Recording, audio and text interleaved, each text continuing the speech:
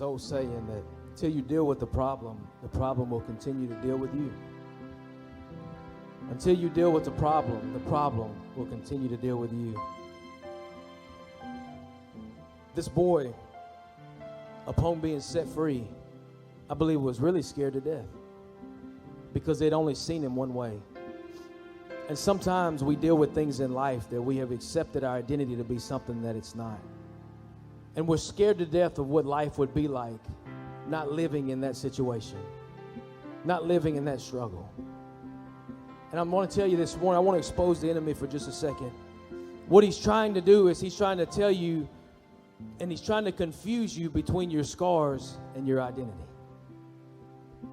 See, it's one thing to have open wounds, but it's another thing to have scars.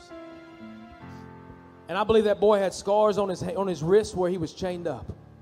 I believe he had scars around his ankle where he was chained up. I believe he had scars up and down his arms wherever he was cutting himself. I believe he had multiple scars that showed the struggle that he had been through. And he told Jesus, he said, let me just go with you.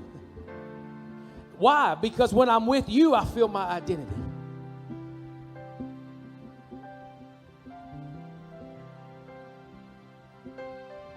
That's why you like sitting in church. Because you're sitting amongst people who like being with Jesus because they know their identity. That's why when you leave, anxiety begins to creep back in, and doubt and depression. And he was saying, Jesus, I want to go with you. And Jesus says, no, you're going to stay here. We're not going to let the enemy keep confusing you through your scars and who you are now.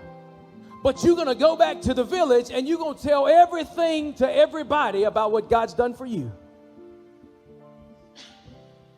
When you take your scars and you take them back to your workplace, and you take them back to your marriage, and you take them back to your kids, and you take them back to your city and your church, and you begin to show your scars, you are bringing hope to the very ones who were struggling. Let me tell you that what I know to be true. Don't think that everybody who was standing on that island wasn't struggling. Don't think that the ones who wasn't chaining him up wasn't struggling. Don't think that just because he was fighting his in a visible way and he was transparent about what was tormenting him, that there wasn't other ones that were fighting the same thing and scared to death to speak a word, scared to death that it was going to destroy their image, scared to death they would lose their titles. Don't think he was the only one struggling on that island. And that's why Jesus said, go back and tell the people what God has done for you. Go back and tell them who you are now, because your scars are going to bring hope to their future.